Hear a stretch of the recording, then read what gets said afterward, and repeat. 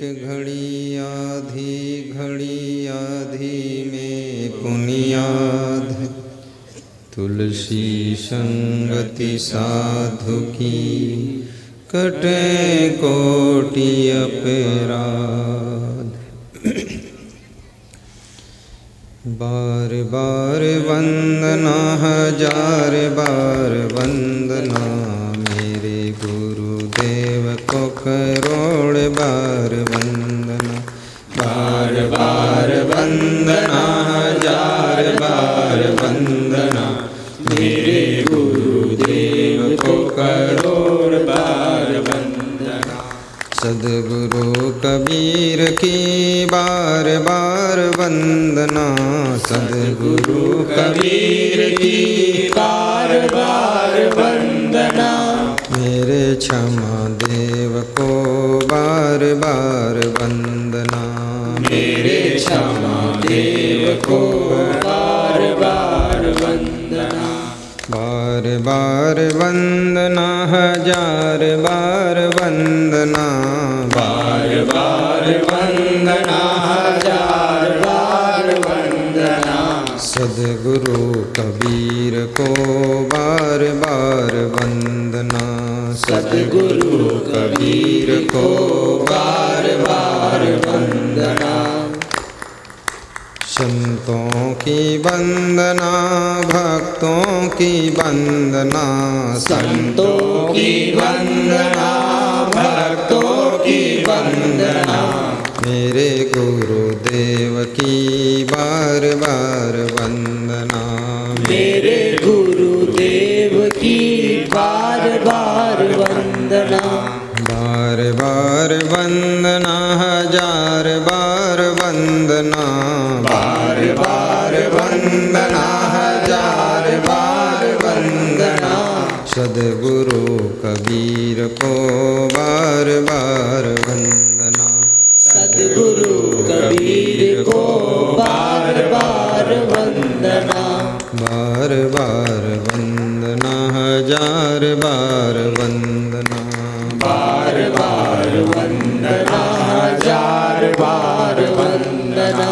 बोलिए सद्गुरु भगवान की जय। प्रातः स्मरणी सद्गुरु कबीर साहिब की असीम अनुकंपा से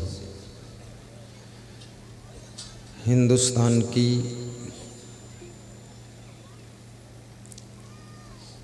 तीर्थभूमि बिहार प्रदेश झारखंड बॉर्डर डिस्ट्रिक्ट भागलपुर कहलगांव टोला की पावन धरा पर सुखद सत्संग महाज्ञान यज्ञ में हम और आप निमज्जन करेंगे।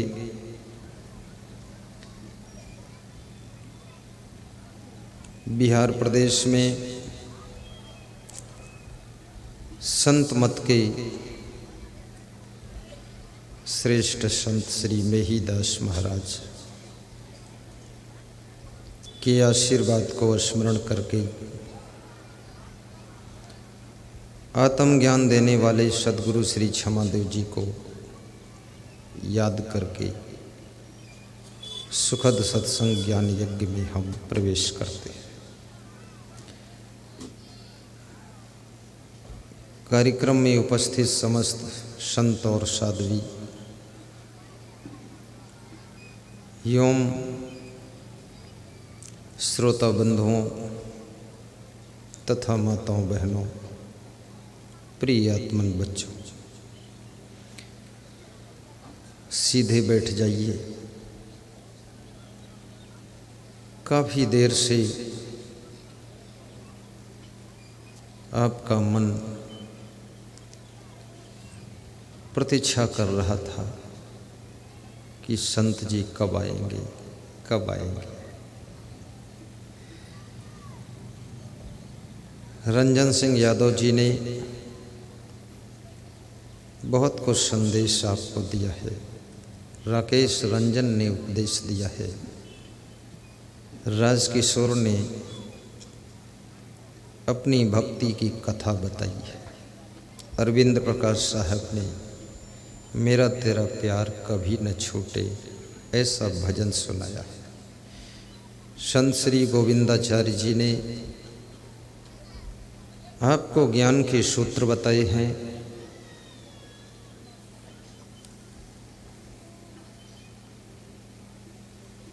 मिलिट्री के और पुलिस जवानों ने भी 21-2100 ला करके दान दिया है। उनका दान 6300 आया तो मैंने सोचा कि मैं और 10,000 बढ़ा दूं, तो 51 का 61,000 कर दिया मैंने, क्योंकि मेरा मन सभी साधु संतों के विकास के बारे में सोचता रहता है। गृहस्थ भक्तों की भी उन्नति मेरे मन में विचार मंथन करती रहती है कि सभी भक्त धनवान बने, गुणवान बने, महान बने, चरित्रवान बने, बुद्धिमान बने, सबका मकान 3-3 मंजिल ऊंचा हो, सबके द्वार पर कार हो, बच्चे होनहार हों, घर में रोज त्योहार हो और सबके दिलों में बहार हो, उसी प्रदेश का नाम बिहार हो, उसी प्रदेश का नाम बिहार हो।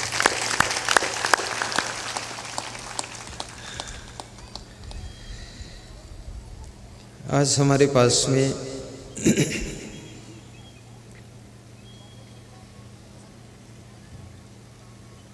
किसी भक्त का निवेदन है कि जन्म मरण के बारे में भी बताया जाए। जन्म मरण के बीच का जो समय है जिसको जीवन कहा जाता है,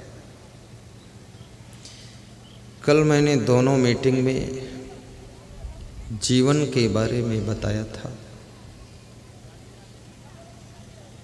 आज भक्त की इच्छा है कि जन्म और मरण के बारे में बताऊं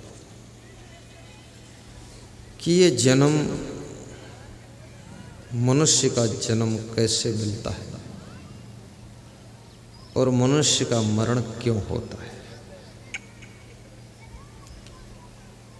और ये जन्म, मनुष्य का शरीर हमें क्यों प्राप्त हुआ है।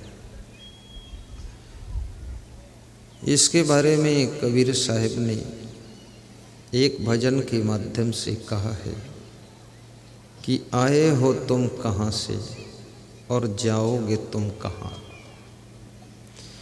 कबीर साहब पूछ रहे हैं संसार के करोड़ों अरबों नर नारियों से कि तुम कहाँ से आए हो और मरने के बाद कहाँ जाओगे। तुम तो तुम हो, हमसे अगर कोई पूछे कि आप कहाँ से आए हो तो मुझे भी याद नहीं कि मैं कहाँ से आया। फिर यदि पूछे कि मरने के बाद कहाँ जाओगे तो मुझे भी एड्रेस पता नहीं कहाँ जाऊंगा। तो मेरी अपेक्षा आप तो बिल्कुल नहीं बता पाओगे। लेकिन यदि इस प्रश्न का उत्तर न होता तो सदगुरु कबीर साहब क्यों पूछते कि आए हो तुम कहाँ से और जाओगे तुम कहाँ। यदि कबीर साहब ने पूछा है,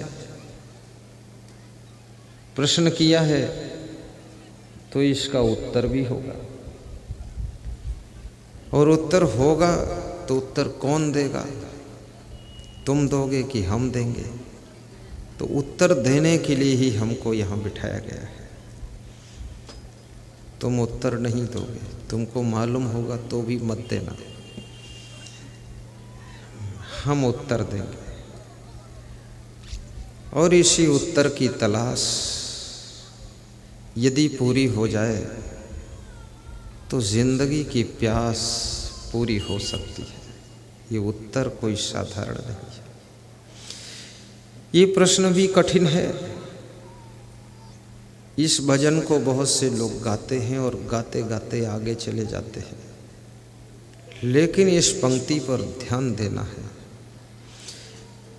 बीजक में कबीर साहब पूछते हैं कि हंसा प्यारे सरोवर तज कहाँ जाए। हे हंस चेतन, इस शरीर रूपी सरोवर को छोड़कर तुम कहाँ जाओ।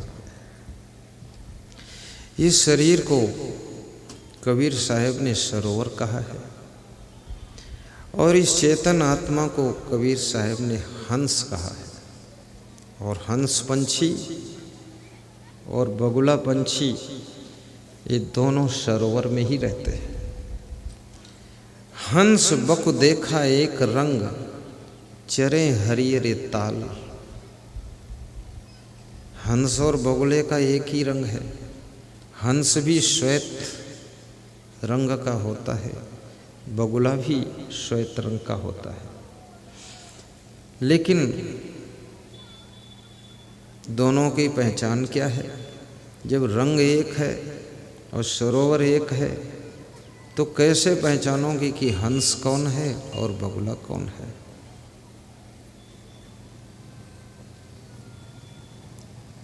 तो कबीर साहब कहते हैं हंस जो होगा वो मोती चुंगता होगा और जो बगुला होगा वो मछली खाता होगा।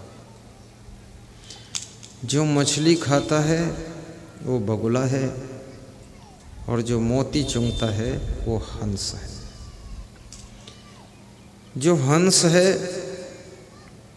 उसको परम हंस बनने की संभावना है और जो बगुला है उसको कंस बनने की संभावना है।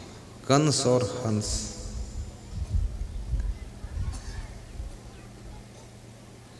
इसलिए मछली मत खाना, क्योंकि तुमको हंस बनना है और आपको कबीर साहब ने हंस कहा है। और चाणक्य कहते हैं हंसो यथा क्षीर मीमांब मध्यात्, अनंत शास्त्रम बहुलाश्च विद्या, अल्पस्य कालो बहुविघ्नताश्च, यत् सारभूतम तदुपासनीयम, हंसो यथा क्षीर मीमांब मध्यात्। इसका क्या तात्पर्य है?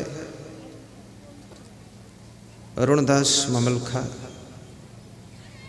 हंसो यथा क्षीर मीमांब मध्यात्। क्षीर और नीर दोनों को मिक्स करके रख दिया जाए। क्षीर कहते हैं दूध को और नीर कहते हैं पानी को। दूध में पानी मिला दो तो पानी भी दूध के रेट में बिक जाता है। 10 लीटर दूध में 2 लीटर पानी आराम से बिक सकता है। 10 लीटर दूध में 5 लीटर पानी भी बिक सकता है। कितने लोगों की भैंस तो 10 लीटर दूध देती है, लेकिन उनका हैंड पंप भी 5 लीटर दूध देता है। और दोनों को मिक्स करके बेच देते हैं। और दूध में यदि पानी मिला दिया जाए तो नुकसान भी नहीं करता, डाइजेशन सही रहता है। एक दूध बेचने वाले से पूछा गया कि दूध में पानी क्यों मिला सकते हो, क्यों मिलाते हो, गलत बात है। तो उसने कहा आप तो साधु संत ठहरे, आपको क्या पता, भैंस का दूध डायरेक्ट केवल पड़वा हजम कर सकता है, आदमी हजम नहीं कर सकता, क्योंकि आदमी पड़वा नहीं है, आदमी आदमी है। इसलिए भैंस के दूध में हम पानी मिला देते हैं ताकि आदमी को हजम हो जाए।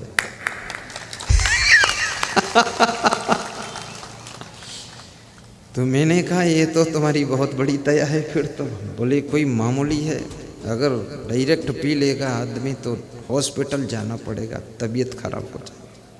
तो उसको बीमार होने से बचाने के लिए थोड़ा दूध में पानी मिला देता हूँ। और दूध में पानी मिलाकर कोई बेचे तो ये बुरा नहीं है, ये बहुत अच्छा है। इसलिए अच्छा है कम से कम दूध में पानी मिलाया है, पानी में दूध नहीं मिलाया है, इसलिए अच्छा है।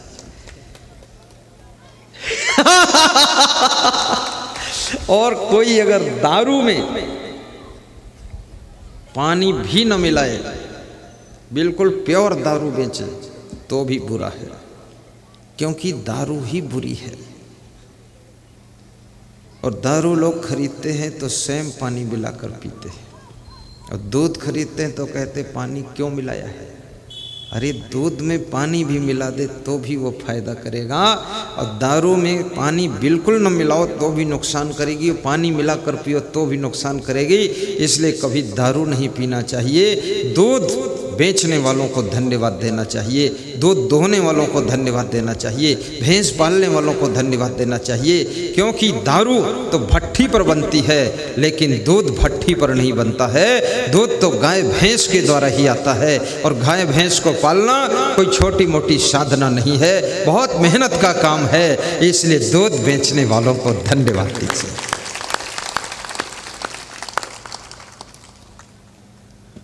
यहाँ जितने दूध वाले हैं खुश हो गए कि ऐसा गुरु चाहिए कि पानी मिलाने के लिए छूट देते हैं। छूट नहीं है, ये दारू के बारे में समझाना था।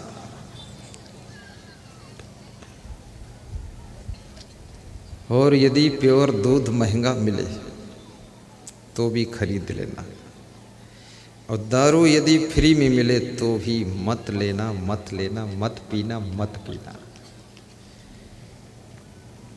दारू जहर से भी ज़्यादा खतरनाक है, क्योंकि जहर एक बार खाओगे तो एक बार मार देगा, लेकिन दारू पियोगे तो रोज़ मर मर कर जियोगे, न पूरा मरोगे न पूरा जियोगे, अधमरे हो जाओगे। इसलिए दारू कभी नहीं पीना चाहिए, और पानी मिला दूध पी लोगे तो भी कोई बुरा नहीं है, और प्योर दारू पियोगे तो भी आपको पाप लगेगा और आपका मन बिगड़ जाएगा। इसलिए शराब मत पीना।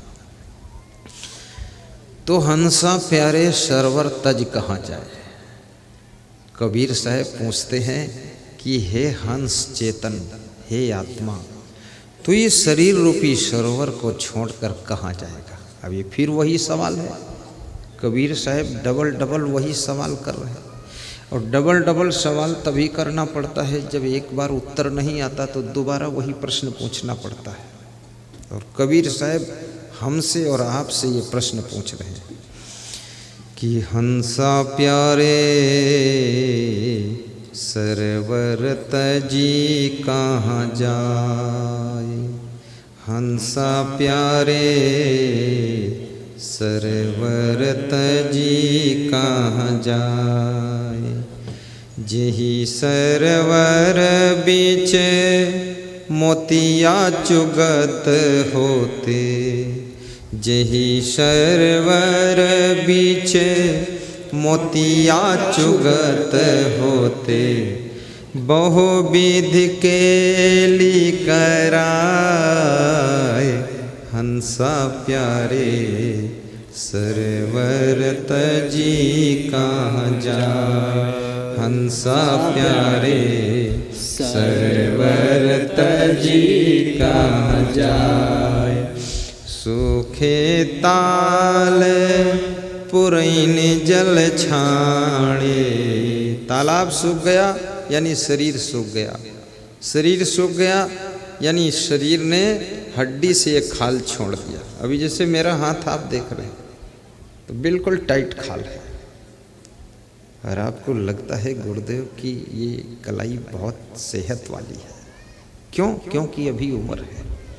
लेकिन 20 साल के बाद ये हाथ सूखेगा, शरीर सूखेगा, खाल झूल जाएगी, हड्डी अलग होगी, खाल ऐसे चमकेगी अलग, चमचम चमचम, ये सब मुरझाएगा। कमल गए कोमलाए। ये चेहरा भी आपका मेरा सभी का मुरझाएगा, कुम्हला जाएगा। चेहरा भी वो चमक नहीं रह जाएगी।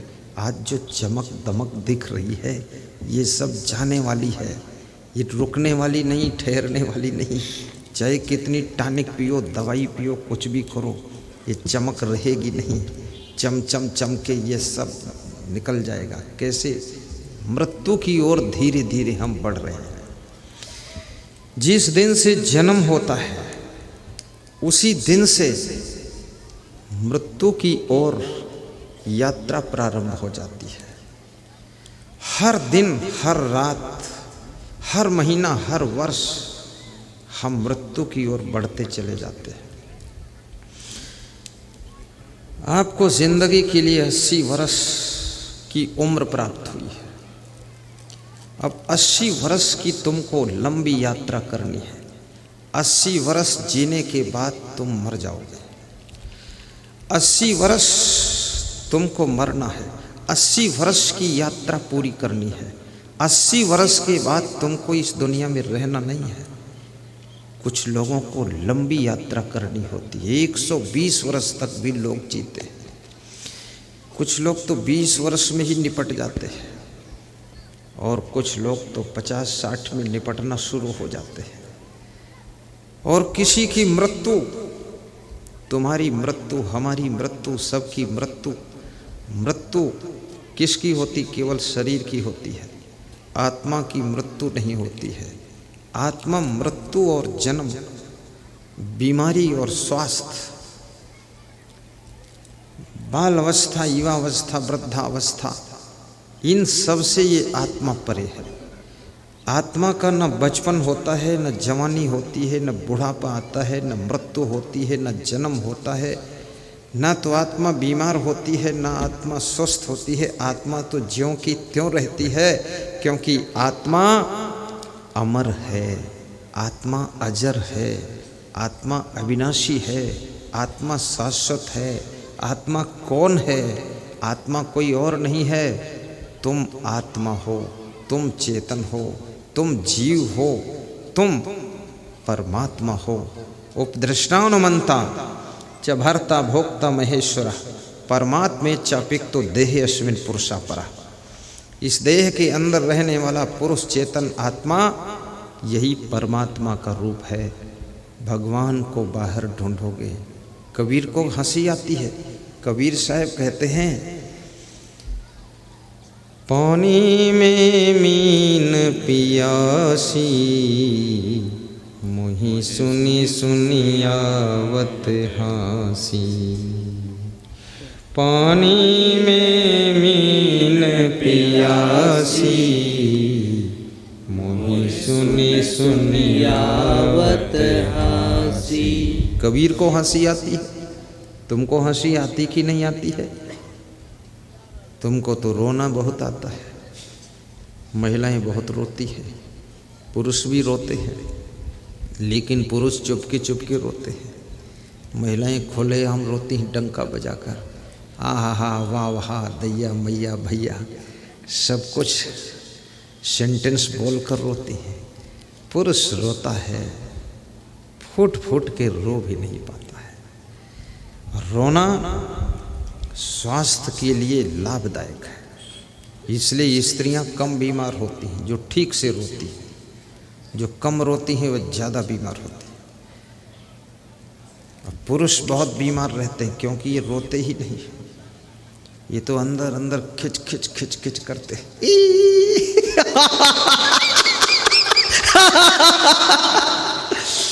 थोड़ा खुल के रो देखो। दरवाजा बंद करके रोया करो। मक्का के खेत में जाकर सवेरे 5 बजे रो। पूरा गांव सुने कितना सुंदर कोई रो रहा है। क्या बात है। कोई दुख हो थोड़ा रोना भी चाहिए। रोने से दुख हल्का हो जाता है। इसलिए रोने से सुंदरता भी बढ़ती है। स्त्रियां रोती हैं इसलिए इनके चेहरे पर सुंदरता ज़्यादा टाइम तक रहती है। और जो स्त्रियां गुस्सा बहुत करती हैं उनका शरीर फिर सुंदर नहीं रहता है। उनका शरीर भी रीछ भालू बंदर जैसा हो जाता है, एकदम भव भव भव। इसलिए गुस्सा मत करना। गुस्सा तुम्हारी सुंदरता को नष्ट करती है। और थोड़ा थोड़ा खुश रहोगे ना, हल्का हल्का मंद मंद, तो बहुत सुंदर हो जाओगे, और हंसोगे तो और ज़्यादा सुंदर हो जाओगे। और ठहाका मार कर 24 घंटे में 10 बार हंस दोगे तब तो बिल्कुल ब्यूटी पार्लर से निकल कर आओगे, इतने सुंदर। और प्रसन्न रहोगे तो बहुत वर्षों तक सुंदर दिखाई दोगे। चिंतित रहोगे तो जवानी में ही बूढ़े जैसे दिखोगे। टेंशन में रहोगे तो बचपन में ही बूढ़ापन झलक जाएगा। दुखी रहोगे 40 साल की उम्र में ही सुंदरता खत्म हो जाएगी। इसलिए संसार में बहुत बुद्धिमान लोग दुखी भी नहीं रहते। दुखी किसके लिए रहना है? जब जन्म हुआ था तो तुम्हारे पास क्या था, सोचो। अभी हमारे मिलिट्री के जवान बैठे, पुलिस जवान, जन्म हुआ था तो कुछ नहीं। आज वे मिलिट्री के जवान हैं, फोर्स में हैं, पुलिस के फोर्स में हैं। आज तुम इतने सुंदर कपड़े पहनकर बैठे हो, मोटरसाइकिल से आए हो, कार से आए हो, लंबा कुर्ता पहने हो, गले में रुमाल है, घर में माला माल है, तो क्या नहीं है? और फिर भी मन दुखी रहे तो ये दुर्भाग्य है। जब बचपन में कुछ ज्ञान भी नहीं था, किसी माँ की गोद में पड़े थे, आंखें मूंदे मूंदे उसका दूध पी लेते थे, बस ऐसे करते थे। आज तुम भैंस का दूध पी सकते हो, गाय का पी सकते हो, बकरी का दूध पी सकते हो। कितनी दूध पीने की स्वतंत्रता है, हजम भी कर सकते हो। आज तुम अच्छे अच्छे कपड़े पहन सकते हो, पहने ही हो, पहन सकते क्या हो, पहने ही हो। लंबे कपड़े पहनो, छोटे कपड़े पहनो, टाइट कपड़े पहनो, ढीले कपड़े पहनो, अधकट्टे कपड़े पहनो, फटे कपड़े पहनो, कटे कपड़े पहनो, बाल काट लो, कान काट लो, जो चाहो वो काट लो। तरह तरह का फैशन करो। हाँ, इधर उधर बाल छिटकाओ, कंघा मारो, ऊपर से किसी के टांग मारो, आँख मारो, डंडा मारो, क्या मारो, सम मारो, खुद मरो, सब कुछ।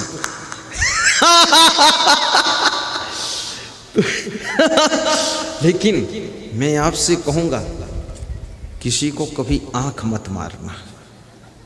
भले कुछ मन में आए तो डंडा मार दोगे तो कम से कम बच तो जाएगा, आँख का मारा तो काम से गया।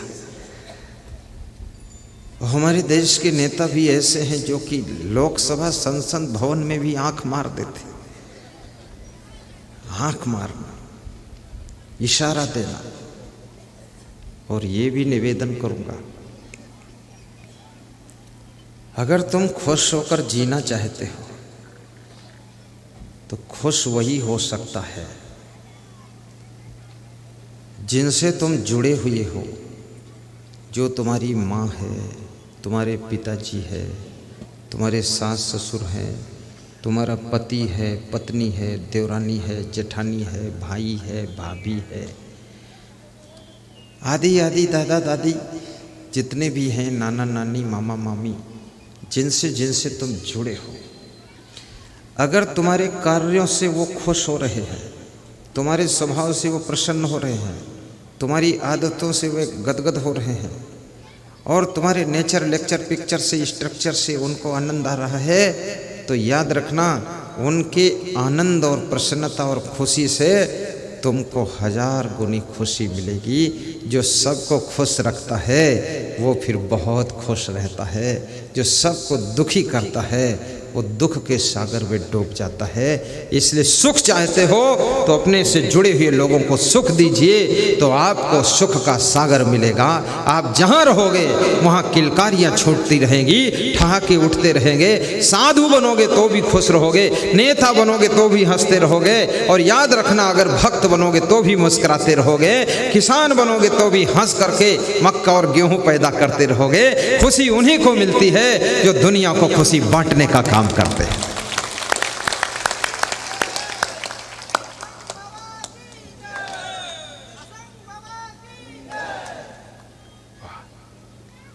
ऐसा लगा कि इसमें कुछ लोग जिंदा बैठे हैं जो मेरी जय बोलते हैं, तो बाकी क्या मुर्दा है? बाकी हंसते हैं वो भी जिंदा ही है। लेकिन जो न हंसते हैं न जय बोलते हैं, तो मुर्दा वो भी नहीं, लेकिन मरे हुए जैसे बैठे हैं। हाँ, थोड़ा हंसना भी चाहिए। और मैंने भी बहुत साधुओं का सत्संग सुना हूँ, बहुत साधुओं का, पर उसमें मैंने देखा हंसने वाला साधु मैं केवल इकलौता साधु जो खुद भी हंसता हूँ। और क्यों हंसता हूँ? इसलिए हंसता हूँ क्योंकि कहीं नहीं फंसता हूँ, इसलिए हंसता हूँ।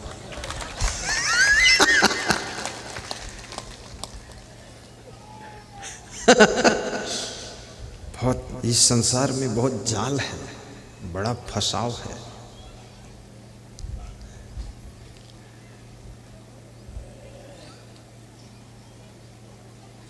मेरा यवगुण भरा शरीर प्रभु कैसे तारोगे। मेरा यवगुण भरा शरीर प्रभु कैसे तारोगे। कैसे तारोगे प्रभु कैसे तारोगे। कैसे तारोगे प्रभु कैसे तारोगे।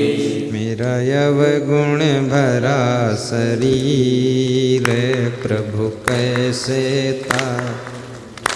मेरा अवगुण भरा शरीर प्रभु कैसे तारोगे। कैसे तारोगे कैसे तारोगे। कैसे तारोगे प्रभु कैसे तारोगे। मेरा यवगुण भरा शरीर प्रभु कैसे तारोगे। मेरा यवगुण भरा शरीर प्रभु कैसे तारोगे। मेरे पाँव पड़ी जंजीर प्रभु कैसे तारोगे। मेरे पाँव पड़ी जंजीर प्रभु कैसे तारोगे। मेरे पाँव पड़ी जंजीर प्रभु कैसे तारोगे। मेरे पाँव पड़ी जंजीर प्रभु कैसे तारोगे। बार बार आने जाने में बार बार आने जाने में कर्मों के ताने बाने में कर्मों के ताने बाने में मेरी उलझ गई तकदीर प्रभु कैसे तारोगे। उलझ गई तकदीर प्रभु कैसे तारोगे। मेरे पाँव पड़ी जंजीर प्रभु कैसे तारोगे। मेरे पाँव पड़ी जंजीर प्रभु कैसे तारोगे। कबीर मंदिर बीजक मंदिर ममलखा के लिए गत वर्ष मैंने कहा था 51,000 दान दूंगा, अभी दिया नहीं, लेकिन अब दे दूंगा उनको। अब 1,01,000 दान दूंगा मैं बीजक मंदिर के लिए। हालांकि बीजक मंदिर वालों ने मुझसे कहा है तुम्हारे ऊपर 1.5 लाख का लोड डालूंगा, तो हमने कहा इतना लोड मत डालना, जो गुरु डर जाए बिहार आए ही ना। भले मेरा गुरु डरने वाला नहीं है, तो मैंने कहा चलो 50,000 कहा था 1 लाख कर दूंगा। मैं सभी जगह जहाँ जहाँ साधुओं में जाता हूँ दान दे देता हूँ, इसलिए मैं अभी तक अपना आश्रम नहीं बना पाया, लेकिन दूसरों के आश्रम को भी हम अपना ही मानते हैं, क्योंकि इस संसार में न कुछ अपना है न पराया है। जिसको अपना मानो वही अपना है, अपना न मानो तो अपना भी अपना नहीं है। मेरे पाँव पड़ी जंजीर प्रभु कैसे तारोगे। मेरे पाँव पड़ी जंजीर प्रभु कैसे तारोगे। प्रभु कैसे तारोगे, प्रभु कैसे तारोगे मेरा अवगुण भरा शरीर, प्रभु कैसे तारोगे मेरा अवगुण भरा शरीर, प्रभु कैसे तारोगे। मैं हूँ चिंतित और अधीर, प्रभु कैसे तारोगे। गाइए जवाहर साहब, जवाहर साहब गाइए। प्रभु कैसे तारोगे, प्रभु कैसे तारोगे, अरे प्रभु कैसे तारोगे मेरा अवगुण भरा शरीर, प्रभु कैसे तारोगे। तरीका है, क्या है? सूरदास, सूरदास, सूरदास क्या कहते हैं? हे प्रभु, मेरे शरीर में अवगुण ही अवगुण है। मेरे अवगुणों को देखोगे तो तुम मुझको भगा दोगे, लेकिन मेरा जो प्रेम है आपके लिए उसको देखोगे तो अपने चरणों में बिठा लोगे। ट्रेन में यदि एक मच्छर भी बैठ जाता है तो भी भागलपुर से पटना पहुंच जाता है।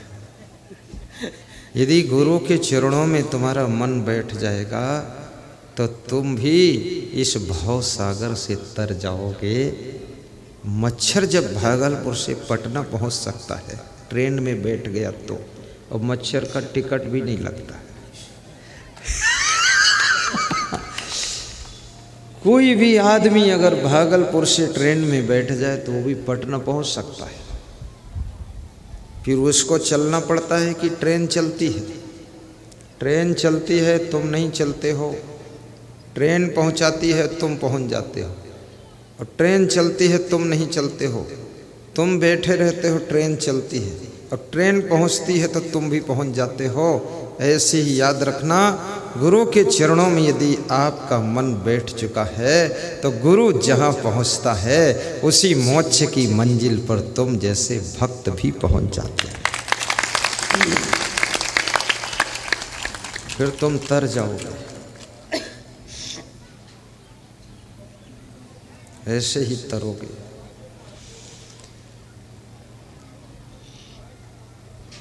सूरदास कहते हैं, बड़ी अच्छी कथा है कि एक नदिया एक नारे कहावे। एक नदी है गंगा नदी, कोसी नदी। दूसरा नाला है गंदा नाला जिसमें गंदगी बह रही है। एक नदिया एक नारे कहावे, ओ मैलो नीरे भरो। गंदे नाले में मैला पानी भरा हुआ है और गंगा जी में निर्मल जल बह रहा है। जो बहता है वो निर्मल हो जाता है, जो भरा रहता है वो गंदा हो जाता है। इसलिए आपका धन भी बहना चाहिए, प्रवाहित होना चाहिए। प्रवाह शुद्ध करता है। धन का शुद्धिकरण करो तो इससे धन को सेवा में लगाना पड़ेगा, तो धन का शुद्धिकरण होगा। इस तन का शुद्धिकरण करो तो इस शरीर को भी सेवा में लगाना पड़ेगा। मन का शुद्धिकरण करो तो मन इष्ट देव गुरुदेव के चरणों में लगाना पड़ेगा। और अपनी गाड़ी का शुद्धिकरण करो तो गाड़ी को भी परोपकार में थोड़ा लगाना पड़ेगा। अपने घर का शुद्धिकरण करो तो घर में गुरुदेव का चरणामृत छिड़कना पड़ेगा। और यदि आप अपनी वाणी का शुद्धिकरण करो तो वाणी से गुरु जी के भजन, गुरु का गुणगान, संतों की प्रशंसा के गीत गाना पड़ेगा, तो वाणी का शुद्धिकरण हो जाएगा। यदि माइंड का शुद्धिकरण करना है तो आपको माइंड में कुछ ज्ञान की बातें स्मरण करना पड़ेगा तो आपके माइंड का शुद्धिकरण होगा। और नेत्रों का शुद्धिकरण करना है तो आपको कोई सद्गुरु महान पुरुष का दर्शन करना होगा तो नेत्र शुद्ध हो जाएंगे। और याद रखना, कानों का शुद्धिकरण करना होगा तो इसके लिए आपको सत्संग के शब्द श्रवण करना होगा, तब ये कर्ण भी शुद्ध हो जाएंगे। और आपका जब जीवन और जीवन की इंद्रियां सब शुद्ध हो जाएंगी तो शुद्ध हुआ व्यक्ति फिर वो गंगा जी हो जाता है, फिर गंदा नाला नहीं रहता है, फिर वो दूसरों को शुद्ध करना शुरू कर देता है। एक नदिया एक नारे कहावे, गाइए। एक नदिया एक नारे कहावे, मैलो नीर भरो, मैलो नीर भरो, दोनों मिली कई एक बरण भयो, दोनों मिली कई एक बरण भयो। गंदे नाले का पानी गंगा जल में जब मिल जाता है दोनों एक जैसा हो जाता है। और गंदा नाला का जल गंगा जल में शामिल होने के बाद फिर उसे गंदा नाला का जल नहीं कहते हैं, फिर उसको भी गंगा जल ही कहते हैं।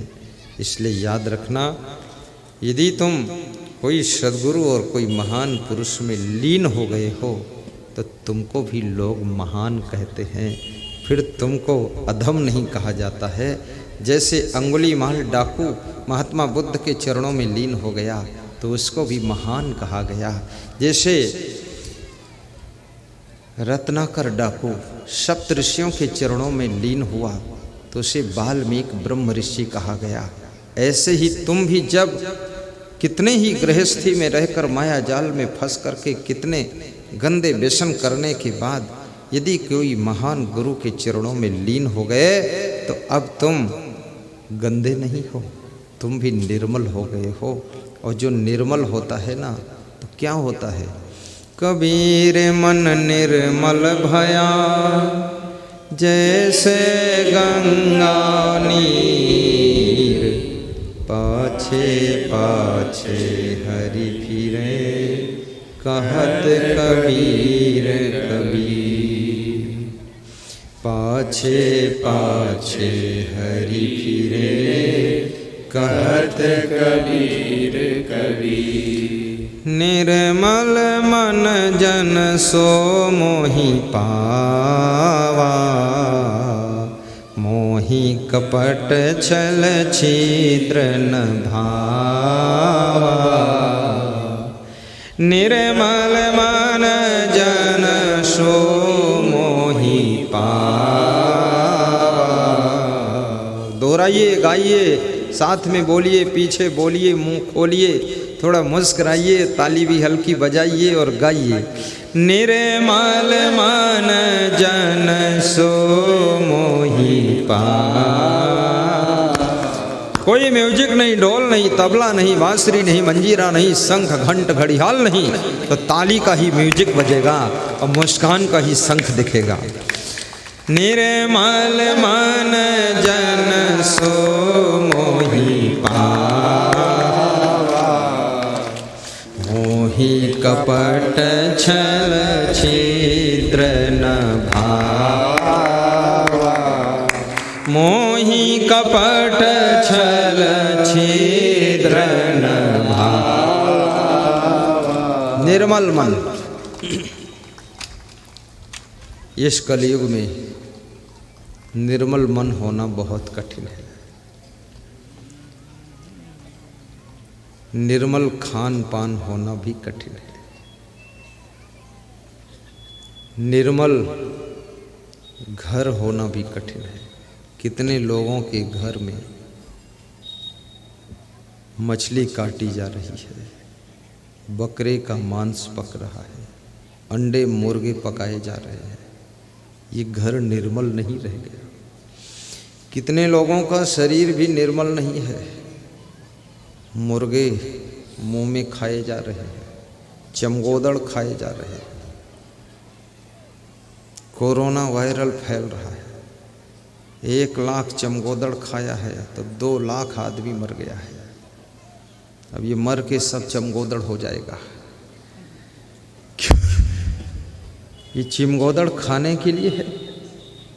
ये मूली, गाजर, समोसे, जलेबी, जलेबा ये सब खाने के लिए है। इधर कितने हलवाई लोग दुकान लगा कर बैठे हैं, आपका इंतज़ार कर रहे हैं कि आओ जलेबी खाओ, समोसा खाओ, कचौड़ी खाओ, गोलगप्पे, पानी बतासे, पूड़ी और सब्जी और गरम गरम गर्मा गर्म बर्फ़ी और कढ़ाई को करछुल से बजाते रहते, खट खट आ जाओ खाओ, फट फट कढ़ाई खट खट खाओ, झटपट निकल जाओ चटपट।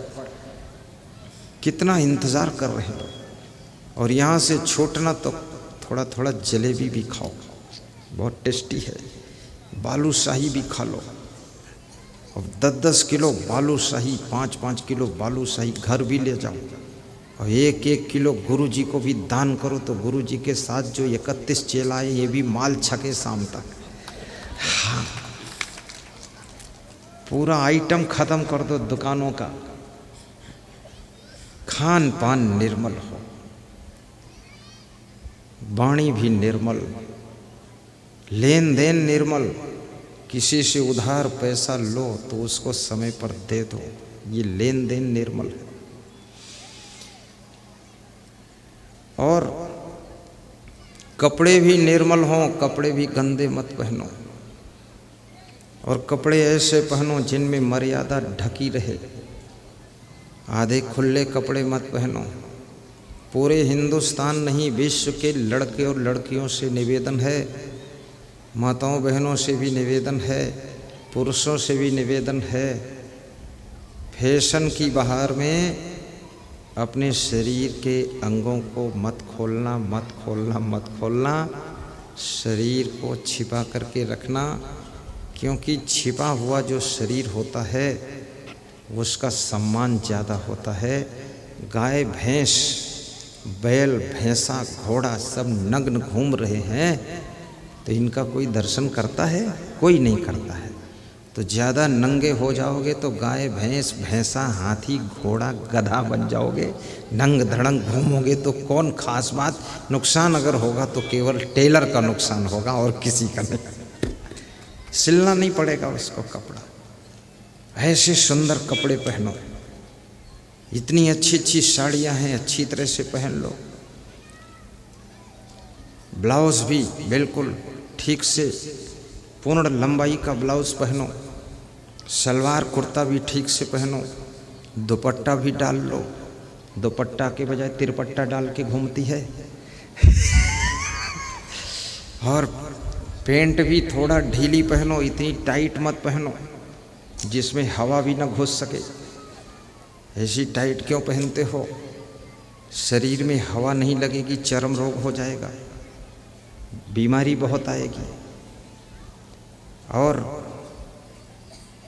मानव ही एक ऐसा प्राणी है जो कपड़े पहनता है, और इस धरती का कोई भी प्राणी वस्त्र नहीं पहनता है। सौभाग्य है कि मानव के रूप में, नर नारी के रूप में हमारा तुम्हारा जन्म हुआ है।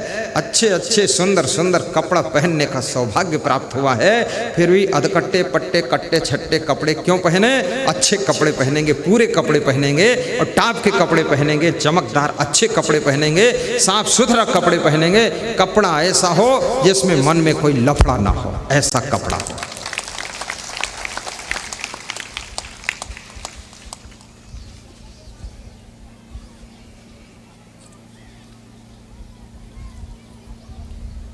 श्रृंगार श्रृंगार श्रृंगार, ये शरीर का श्रृंगार, इससे सुंदर है आपके पूरे जीवन का श्रृंगार कीजिए।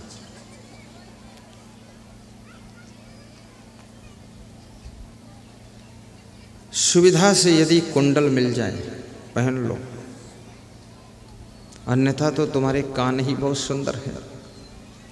नथुनी सहज मिल जाए तो नाक में फूल पहन लो, अन्यथा नाक ही ऐसे सुंदर है। गले में हार सरलता से मिल जाए तो पहन लो। गले में चैन पहनने की इच्छा पहन लो, लेकिन कितनी चैन पहन लो फिर भी आपके दिल में चैन नहीं रह सकती है जब तक तुम जीवन का श्रृंगार नहीं करोगे। और जीवन का श्रृंगार भक्ति से होता है, जीवन का श्रृंगार सत्संग से होता है, जीवन का श्रृंगार सद्गुण सदाचार से होता है, जीवन का श्रृंगार अच्छे अच्छे गुणों से होता है। और जिसने जीवन को सुंदर बना लिया, जीवन को विभूषित कर लिया, वह व्यक्ति संसार में पूजनीय वंदनीय अर्चनीय हो जाता है। और जो जीवन को सुंदर नहीं बनाता है, केवल शरीर को सुंदर बनाने में लगा है, वह व्यक्ति निंदनीय हो जाता है, पूजनीय नहीं हो पाता है। इसलिए अपने जीवन को ऐसे सुंदर सुंदर गुणों से सजाइए कि आपके जीवन का दर्शन करने के लिए लोग इंतजार करें कि महाराज जी आए तो उसका दर्शन करो।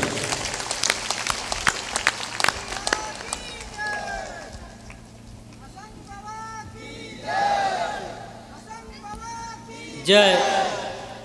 वाह वाह, दम है, हमारे में भी दम है, तुम्हारे में भी दम है। कहलगांव टोला में दमदार लोग मिले।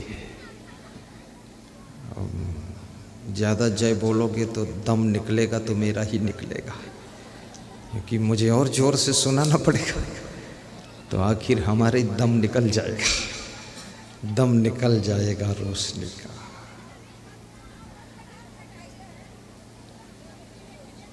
कृपया माताओं बहनों की तरफ से आवाज़ आ रही है, वहाँ कोई जाइए, कोई कीड़ा आया है उसको पकड़ लीजिए। 3-4 लोग जाओ, रुमाल डाल के पकड़ लो उसको। कुछ नहीं है, मेढक है। लोग इतना डरे हुए हैं कि मेढक काट लेगा तो भी बचना मुश्किल है। रास्ता दे दो कीड़े को निकलने के लिए, बाकी लोग बैठ जाओ, घबराओ मत। पकड़ लो कीड़ा पकड़ लो। कुछ नहीं है, कुछ नहीं है। बैठो बैठो, इधर के बैठो बैठो, बस हो गया बैठ जाओ।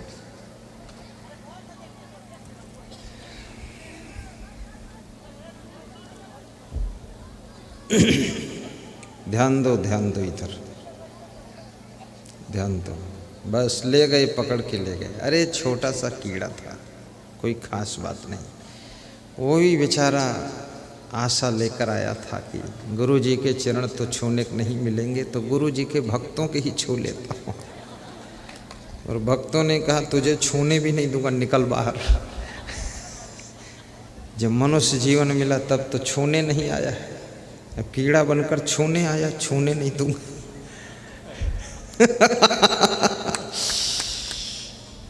एक नदिया एक नारे कहावे, एक नदिया एक नारे कहावे, मैलो नीर भरो,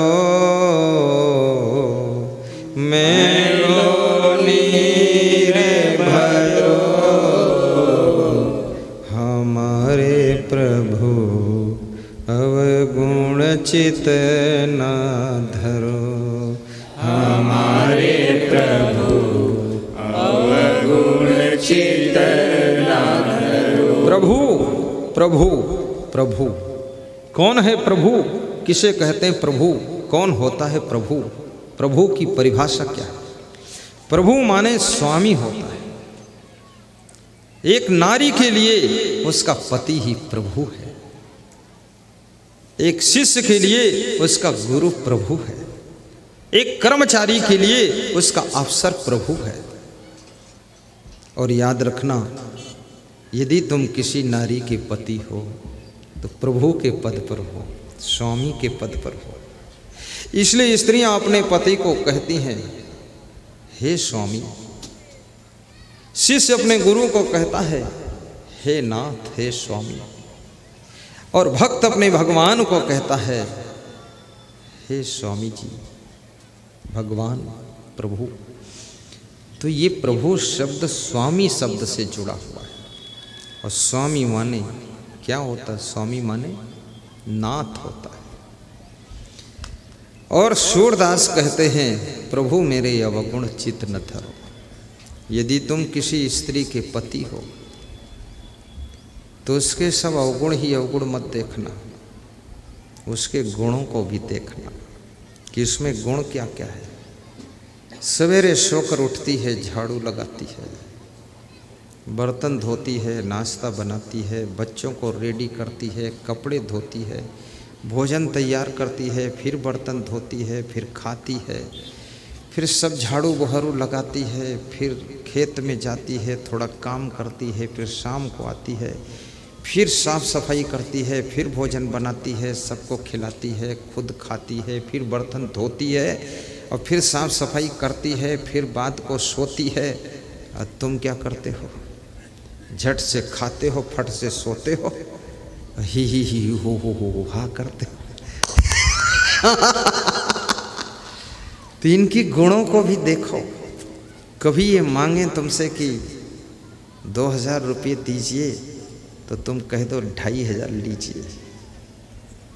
आज एक स्त्री मेरे पास गुरुमंत्र लेने आई, बोले उसका पिताजी भी बोला कि इसका पति भी कंजूस है, सास ससुर कंजूस है, अरे मेरी लड़की को दरिद्री बना दिया, रुपया देता ही नहीं है, 200 की जरूरत तो 50 ही देता है।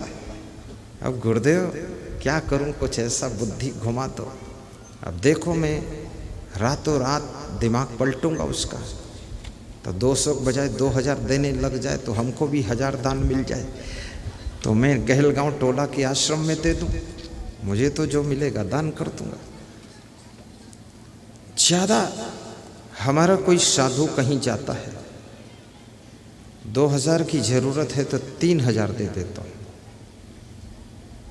10,000 की ज़रूरत है तो 14,000 दे देता हूँ। थोड़ा देना चाहिए, ये बहुत काम करती है। और अपने पति के भी अवगुणों को ही मत देखना, गुण भी देखना। तुम्हारा पति क्या करता है? सवेरे उठता है, गाय भैंस को चारा भी देता है, उठ करके सवेरे खेत देखने चला जाता है, खेत में क्या आवश्यकता है, स्नान करके दुकान पर चला जाता है, स्नान करके सर्विस पे चला जाता है, जैसा तुम भोजन बना देती हो वैसा नाश्ता कर लेता है। मांग नहीं करता है, होटल में नाश्ता करो तो मांग करो, वो मिलता, समोसे लाओ, कचौड़ी लाओ, पकौड़ी लाओ, जो कहो आ जाता है। लेकिन घर में जो बना है वही मिलेगा। तो जो तुम्हारी देवी जी ने बनाया वही तुम खा लेते हो। तुम्हारा पति कितना संतोषी है।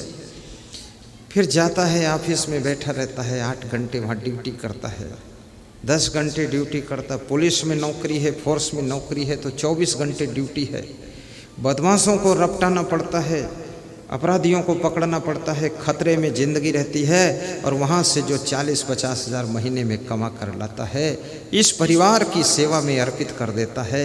स्वयं साधारण कपड़े पहन लेता है, लेकिन अपनी वाइफ को बहुत सुंदर बनारस वाली साड़ी पहनाता है, बॉम्बे कंपनी की साड़ी। तुमको कितना चमक धमक में रखता है, खुद बेचारा सादर बुशर्ट पहनकर घूमता रहता है। ऐसे पति के अवगुणों को मत देखना, ये देखना कि मेरा पति वास्तव में प्रभु के समान है, इसका आदर करना चाहिए और इसके पैर भी सुबह शाम छू लेना चाहिए।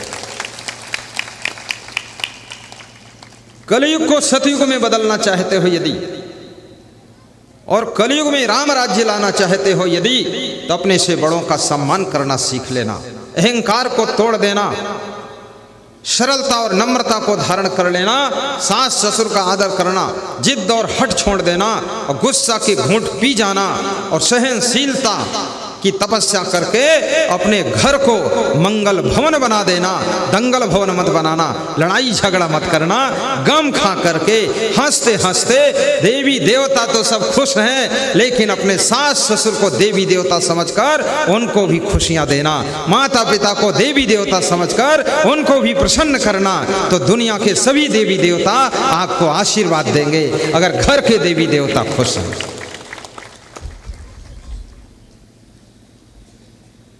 अवगुण ही अवगुण देखोगे तो क्रोध बहुत आएगा। थोड़ा गुणों को भी देखिए। हमारे साथ में एक साधु है, जब वो सोता है तो ऐसे सोता है जैसे कोई मर गया है। सवेरे घंटी बज जाती है तो भी करवट नहीं लेता है। दूसरी घंटी बजती है आधा घंटे बाद तो सोचता है कुछ होने वाला है। जब वंदना शुरू होती है, हे परख प्रकाशी भव दुख नासी सद्गुरुदेव कबीरम, तो उठकर भाग कर आ जाता है और पीछे बैठकर हाथ जोड़कर, हे परख प्रकाशी गुरु दीन दयाला धीरज आला नींद का प्याला सत्यमयी। ऐसे करता है वो, रोज करता, 6 साल से कर रहा है और इसी में बैठा है। बताऊंगा नहीं, इज्जत का सवाल है।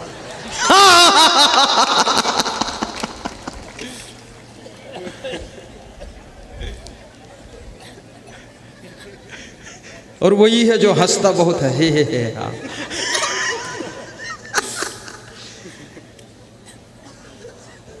ये अवगुण है, लेकिन उसके जब गुण देखो तो गुण इतने हैं कि गुणों के सामने अवगुण बहुत छोटे हो जाते हैं।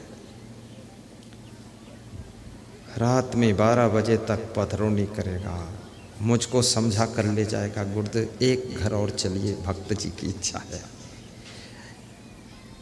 मुझे सुला कर सोएगा, कोई सेवा होगी तो भी मांगेगा कि और सेवा कर दूँ, मैं रुक जाता हूँ आपके पास। सब भोजन करने जाएंगे, बोलता मैं रुक जाता हूँ आपके पास।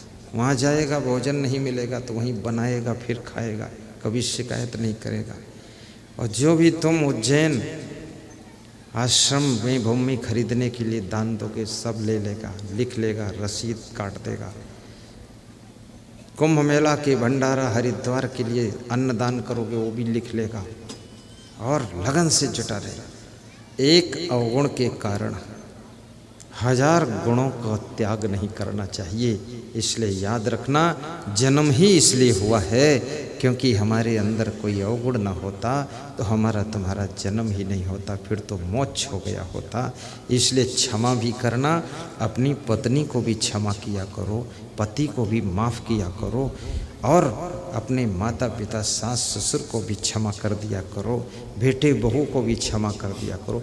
जिस घर में क्षमा का प्रभाव है, सहनशीलता का प्रभाव है, गम खाने की तपस्या जिस घर में चल रही है, उस घर में हमेशा सुख शांति संपत्ति उन्नति होती रहती है। और ये सब कैसे संभव है? जिस घर में भक्ति है, जिस घर में सत्संग है, जिस घर में ज्ञान की चर्चा है, जिस घर में प्रवचन ही प्रवचन बजता रहता है, यूट्यूब में टीवी में प्रवचन सुना जाता है, जिस घर के लोग ज्ञान में स्नान करते रहते हैं, जिस घर के लोग गुरुदेव का ध्यान करते रहते हैं, जिस घर में हर दीवार पर गुरुदेव की तस्वीर टंगी रहती है, बारंबार उनका दर्शन करते रहते हैं, उस घर का कलयुग मिट जाता है और उस घर में सतयुग आकर के वास करता है, वहीं शांति निवास करती है।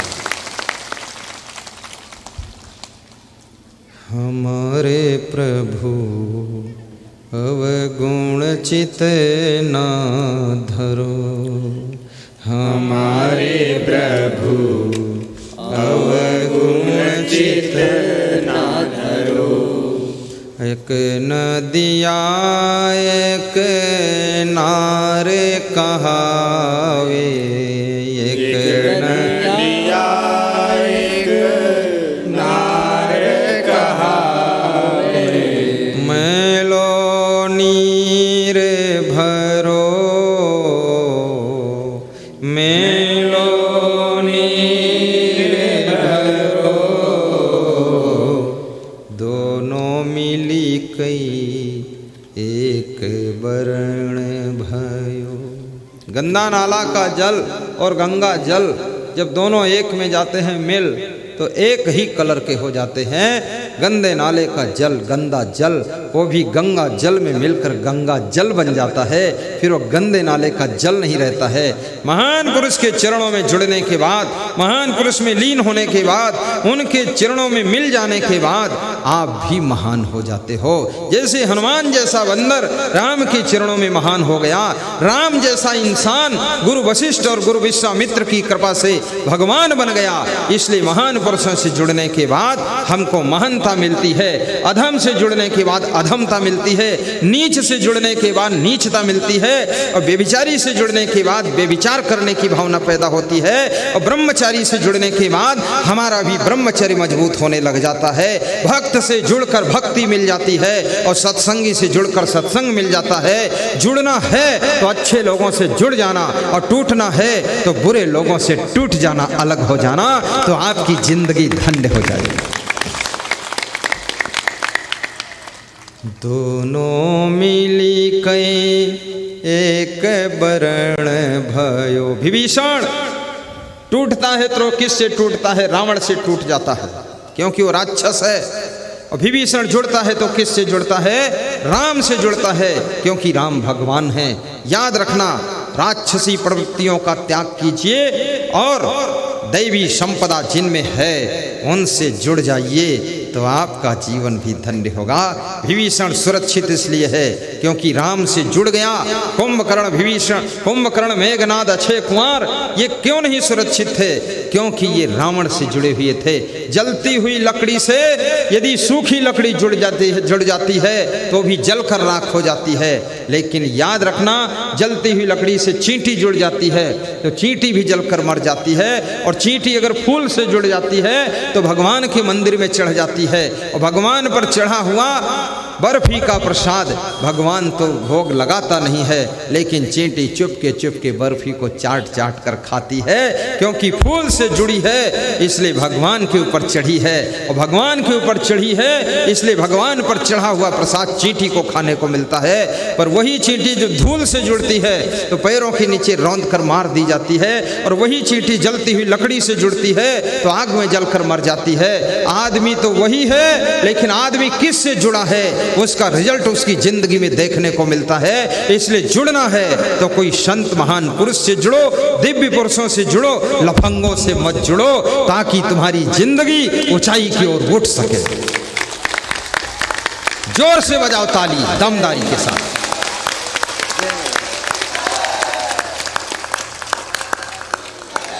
और मुझसे कहो कि बंद करो प्रवचन। कहोगे कि नहीं कहोगे? नहीं कहोगे। महिलाएं कह रही हैं तुम जाओ आराम करो, थक गए हो। जाऊं? ये तो करती इसका मन नहीं है कि जाओ। सुनाओ सुनाओ सुनाओ, जाना नहीं। एक नदिया एक नारे कहावे, मैलो नीरे भरो। आहा, लकड़ी जब मुर्दे का साथ करती है तो उसे चिता की लकड़ी कहते हैं। जब लकड़ी हवन का साथ करती है तो उसे यज्ञ की सामग्री कहते हैं। और जब लकड़ी किसी दुष्ट का साथ करती है तो उसे फिर लाठी और डंडा कहते हैं। पिटाई करती है वही लकड़ी किसी की। और लकड़ी जब किसी की रसोई में जा कर के भोजन बनाने वाली महिला के हाथ में पहुंचती है तो चूल्हे की लकड़ी बन जाती है, भोजन पकाती है। और वही लकड़ी जब बढ़ई और कारपेंटर का साथ करती है तो कुर्सी मेज बेड बन करके तैयार होती है, जो सैकड़ों साल बैठने के काम आती है। और लकड़ी जब गुरुदेव के चरण पादुका बनती है, उनके चरणों में पहनी जाती है तो वो चरण पादुका भी पूजनीय हो जाती है। लकड़ी वही है, चिता के पास पहुंचती है तो उस लकड़ी को फिर कोई छूना नहीं चाहता है। अगर थोड़ी लकड़ी जलने से बच गई तो भी लोग कहते हैं मरघट की लकड़ी मत छूना इसको। लेकिन वही लकड़ी गुरुदेव के चरणों की जब पादुका बनती है, खड़ाऊं बनती है, तो उसको लोग मस्तक पे लगाते हैं और उसकी पूजा करते हैं। जब लकड़ी तो वही है, लेकिन किसका साथ कर रही है? तुम भी वही हो, लेकिन किसका साथ कर रहे हो? साथ का परिणाम मिलता है, संग का परिणाम मिलता है। संगति से सुख उपजे, कुसंगत से दुख हो। कहे कबीर तहाँ जाइए जहाँ अपनी संगति हो। गा दीजिए, 3 बार गाइए। संगति से सुख उपजे, कुसंगत से दुख होय। कहे कबीर तहाँ जाइए जहाँ अपनी संगति होय। कहे कबीर तहाँ जाइए जहाँ अपनी संगति होय। संगति से सुख उपजे, नवीन दास। कुसंगत से दुख होय। कहें कबीर तहाँ जाइए जहाँ अपनी संगति हो। तो किसकी संगत करें? संगत कीजे साधु की, हरे और की व्याधि। ओछी संगति दुष्ट की, आठों पहर उपाधि। संगत कीजे साधु की, हरे और की व्याधि। ओछी संगति दुष्ट की, आठों पहर उपाधि। गुरुदेव तुम्हारी जय जय हो। गुरुदेव तुम्हारी जय जय हो। कबीर तुम्हारी जय जय हो। कबीर जोर से गाइए, जय जय हो। महावीर तुम्हारी जय जय हो। महावीर तुम्हारी जय जय हो। हे नाथ तुम्हारी जय जय हो।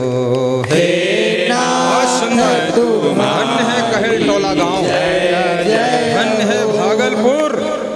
गुरुदेव तुम्हारी जय जय हो।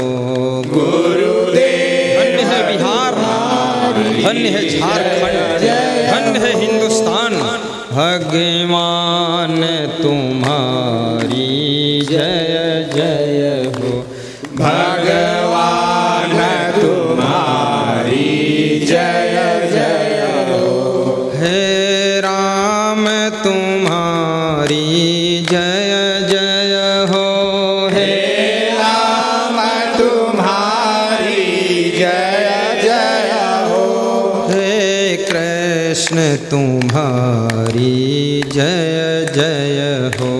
हे कृष्ण तुम्हारी जय जय हो। हे क्षमा तुम्हारी जय जय हो। हे क्षमा तुम्हारी जय जय हो। हे नाथ तुम्हारी जय जय हो। हे नाथ तुम्हारी जय जय हो। गुरुदेव तुम्हारी जय जय हो। गुरुदेव तुम्हारी जय जय हो। हे संत तुम्हारी जय जय हो। हे संत तुम्हारी जय जय हो। बोलिए सद्गुरु भगवान की जय। हमारे प्रभु अवगुण चित ना धरो। हमारे प्रभु अवगुण चित न धरो। एक नदिया एक नारे कहावे। एक नदिया एक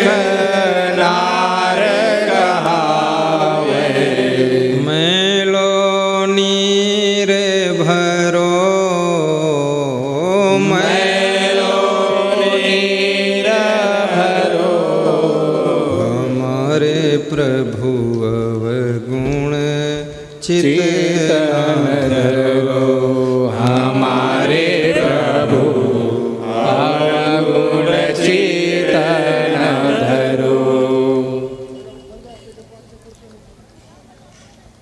सद्गुरु के चरणों में श्रद्धा को जोड़ना, क्योंकि श्रद्धवा लभते ज्ञानम, श्रद्धा के प्रभाव से ही ज्ञान प्राप्त हो। ज्ञान के प्रभाव से आपकी इंद्रियां, आपका मन, आपका चित्त निश्चल होगा, अचल होगा। अज्ञान की अंधेरी रात में मन और इंद्रियां माया और मोह में भटकती है। ज्ञान के प्रकाश में मन जब बस में हो जाता है, इंद्रियां निगृहीत हो जाती हैं, तो जिंदगी में सुख का सवेरा होता है। आपका जीवन मंगलकारी हो। आवाज़ बंद करें, धीरे धीरे पर्चा बांटें। ये पर्चा हरिद्वार कुंभ मेला का निमंत्रण है। ये पर्चा हरिद्वार कुंभ मेले के भंडारे का संकल्प पत्र है। याद रखना, इस पर्चे को पढ़कर गेहूं और मकाई दान करने का संकल्प करना। दोनों साइडों में कार्यालय लगा हुआ है, वहाँ जा कर के उज्जैन आश्रम के लिए पर्चे में अन्नदान लिख देना, जितना देने की इच्छा हो। आपके द्वार पर गाड़ी आएगी, जब गेहूं कटेगा तो गाड़ी अन्नदान लेकर के हरिद्वार कुंभ मेला में पहुंचाने का काम करेगी। बिहार की ही रोटी बननी चाहिए, छत्तीसगढ़ का भात बनना चाहिए। चावल छत्तीसगढ़ का और रोटी और पूड़ी बिहार की, और तेल राजस्थान का, और शक्कर उत्तर प्रदेश की, और दूध उत्तराखंड हरिद्वार का। और खाने वाले पूरे विश्व के नर नारी रहेंगे। बहुत बड़ा भंडारा होगा।